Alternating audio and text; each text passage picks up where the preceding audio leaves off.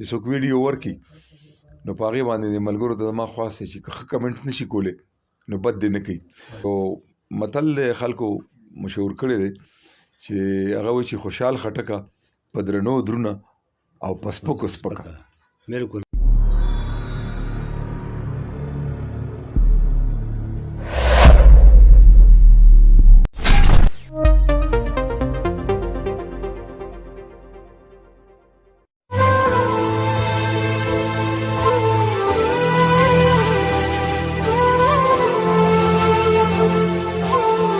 بسم الله الرحمن الرحیم. زه یو ځل بیا مباشر ټي وي له شیشې ته مخامخ شوم. یو داسې اهم شخصیت چې موږ یې په خپل ارمان کولو 20-25 سال مخکې موږ دا خواهش و چې سړی موږ سره څنګه میلاو شي. دا په خپل کار پسې روان وم، دلته موږ ګیر کړو چې امروز بازار کې هم ګیر کړو، دی په ملګري په واسطه باندې هم ګیر کړو. خو ډېر خواستونه مې ورته وکړ، خو بس بیا مو اخر هم مجبور کړو. دا م راوستو درې څو پوښتنې کوو، په زور هم راوستی دی، په زور هم راوستی درې څو پوښتنې کوو چې دا خو مړه معلوم ستوری دی، هر سړی یې پېژني، خو موږ غریب خانې له هم راغلی. د نه یو څو پوښتنې کوو، تاسو ناظرینو توجه شو، د نه یو څو پوښتنې کوو. السلام علیکم سر جي. وعلیکم السلام. ډېره مننه جي، ډېره مننه. موږ نه یو څو تپوسونه کوو چې داسې مر لیدلي چې کتابونه هم لیکو، ټي وي کې هم وي، ریډیو کې هم وو. دغه شوق تاسو څنګه پیدا شو؟ دغې ناظرین ته څه ووایي؟ لومړی خبره خو دا ده سخي جان صاحب جی چې زه ستاسو د مبشر ټي وي یو جهان مننه کوم. ډېره مننه. دا جنید سحر چې دی زه په ده ډېر ګران یم، په ما نه دی ګران، زه پې ډېر زیات ګران یم. او دی ما ته ټلیفونونه او ما له مشورې د فلاني اداکار سره ملو شو، ما سپورټ کوي، زما چینل هم سپورټ کوي. نو نن زه نور ټینګ نه شم، ما د زوی ته ویې مونږ راغلي یو نږدې وو، داسې لاړ شو، دلته جنید انکل دی، هغه سره به ملاقات کوو. ښه وه، تاسو ټول مینه ناک خواږه خلک یې، ملاقات وشو، خوشحال شم. الله دې تاسو هم بریالي لري. داسې ده چې زما بنیادي تعلق د ریډیو پاکستان پېښور سره دی. بالکل. اول ته زما 15 کاله وشو، مختلف پروګرامونه کوم. لومبی پروګرام مې ګلرنګ و، بیا د هغې نه پس چې د خیبر اوازه، محفل میلاد، هنداره، دا ټول پروګرامونه مې کړي دي. تیر روازونه 23 کاله پوره کېږي. هغې کې بیا دا وه چې په ریډیو کې د نغمې 14 وي، دا مونږ تقریبا 4,000 راجمع کړي. بالکل. خو دا ده چې زه په یوې نغمې پسې د پښتونخوا ګوټ ته تللی یم، ډېر په ګرانه مې را پیدا کړي دي. په شاه میخسار نشته، شوق مې و. بیا ما وی چې دا هنرمند چې دي د پخواني، نو راشه دا وګوره چې دا څوک دي. نو بیا د بیل هنرمند کلي ته تللی یم او په هغې سره د هغې زامنو سره که څوک ژوندي و هغې سره مې مرکه کړې ده. نو بیا هغې له مونږ کتابي شکل ورکو، تېرې روازونه زما د کتاب نامه ده. بیا د هغې نه پس ما دا سوچ وکړو چې یاره د پښتو فلمونه 1560 فلمونه جوړ شوي دي پاکستان او د پښتو پاکستان کې. نو راشه چې د دې فلمونو خو هېڅ تاریخ نشته. پښتو فلمونه زموږ کلچر دی او که نه دی پښتو کلچر کې نه فلم شته نه سندره شته او نه چې موږ دا په شعر و شاعرۍ کې څه وایو دا هم پکې نشته. زه ښځې ته نامه اخیستی شي، په نامه ورته وایې؟ نه، زه ورته نه وایم. ما ته ښځه نوم نه اخلي، یار خو لا لویه خبره ده چې ښځه به وایي چې راشه یاره راشه او باران دی. نو که ته په فلمونو کې کلچر لټې یا په دې کې، نو کلچر کې دا څیزونه انډو شته نه. بالکل. خو بهرحال بیا هم هغه څیزونه زمونږ د کلچر برخه ده چې هغه مونږ کوو، یو کار مونږ کوو، جواري مونږ کوو، نو دا زمونږ کلچر برخه شوه. چرس مونږ سکو، دا زمونږ د کلچر برخه، مونږ وګرځوله د خپل کلچر برخه. نور کارونه دي روا دي او که ناروا دي چې مونږ یې کوو، نو دا زمونږ کلچر همدغې ته وایي. استوګنه، لباس، خوراک، څښاک، زمونږ خوراک، زمونږ میلمستیا، دا د نورې دنیا نه چې کوم دی نو په فرق ده. نو دا څیزونه زمونږ کلچر دی. نو ما بیا دا وګڼل چې یاره راشه د پښتو فلمونو باندې یو کتاب ولیکه. نو بس بیا زه کله لاهور ته ځه او کله ډیرو ته ځه او کله بنو ته ځه او کله کوټ ته ځه او کله سوات ته ځه او کله لوړګي باجوړ، او دا ټولې سیمې مې وکتې. او هر یو اداکار، هر یو مصنف، هر یو موسیقار، هر یو هدایتکار ته مې ځان رسولی دی او په هغې باندې چې کوم دی سره ما مرکې کړي دي.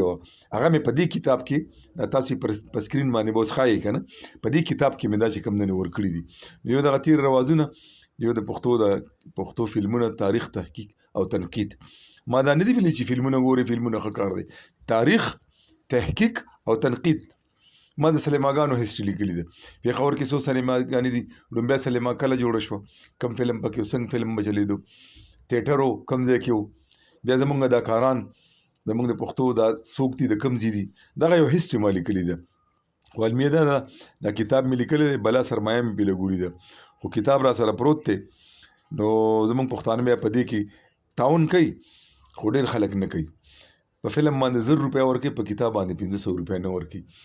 نو دغه کتاب زه وایم چې چاپ شي، نو ما سره د 3 کتابونو مواد پراته دي. نور پراته دي. یو د ریډیو چې کوم صداکاران دي چې په هغې کې د ریډیو چې ریډیو ته راغلی دی، په ریډیو کې کار کړی دی، په هغې مې کتاب لیکلی دی.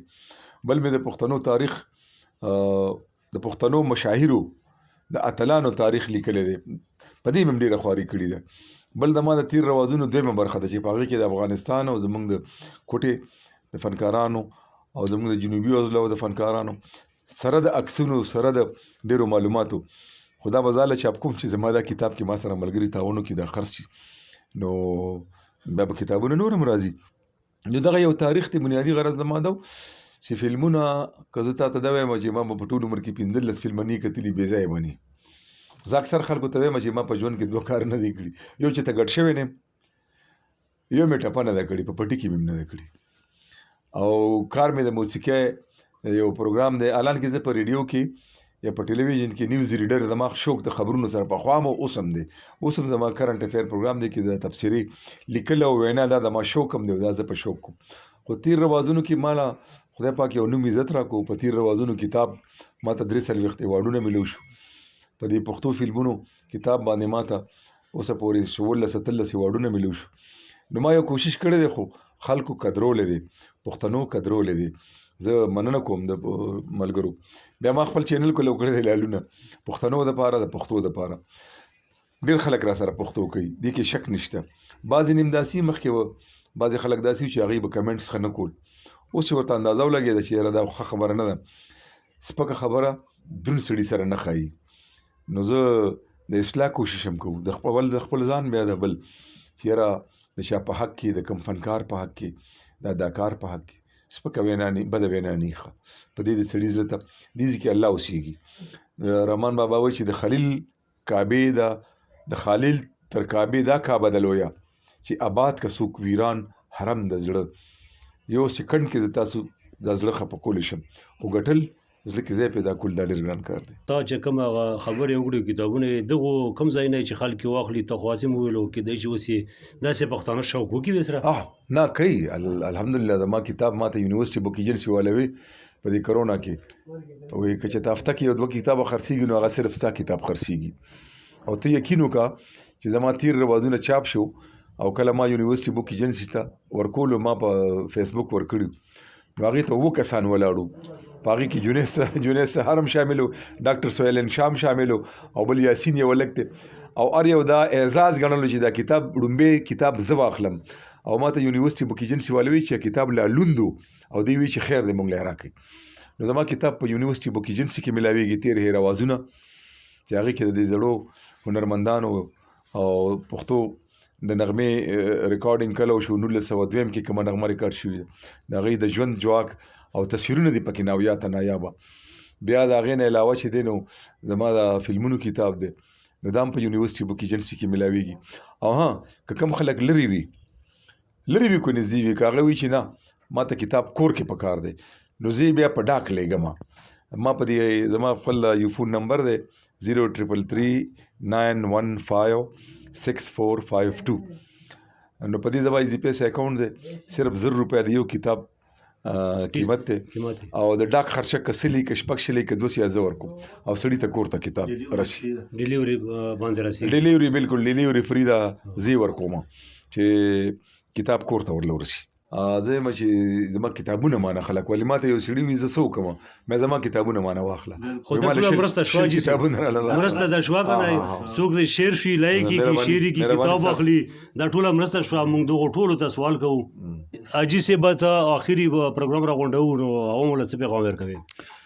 یاره زه خو داسې زه په خپلو عوامو کې مخ خاص سړی نه یم، خو زه به د دې چینلو باره کې خبره وکړم، د دې فنکارانو باره کې، د دې خلکو باره کې چې څوک ویډیو ورکړي، نو په هغې باندې د ملګرو ته زما خواست دی چې که ښه کمنټس نشي کولی نو بد دې نه کوي. بعضې ملګري وګوري، فلم هم وګوري، سندره هم واوري، ډرامه هم وګوري او په کمنټس کې چې کوم دی نو د زړه بړاس وباسي چې دا ښه کار نه دی. ښه کار نه دی ته مه کوه. تا ته چا ووایي چې دا فلم ښه دی یا دا ډرامه یا دا سندره تا واورېده دا ښه ده که ښه نه ده. د هغې نه علاوه چې کوم دی نو هر سړی نن سبا ښه پوهی دی، خو د خوشحال خټک یو متل دی خلکو مشهور کړی دی چې هغه وایي چې خوشحال خټکه په درنو درونه او په سپکو سپکه. بالکل مننه، ډېره مننه جي. مهرباني. السلام علیکم.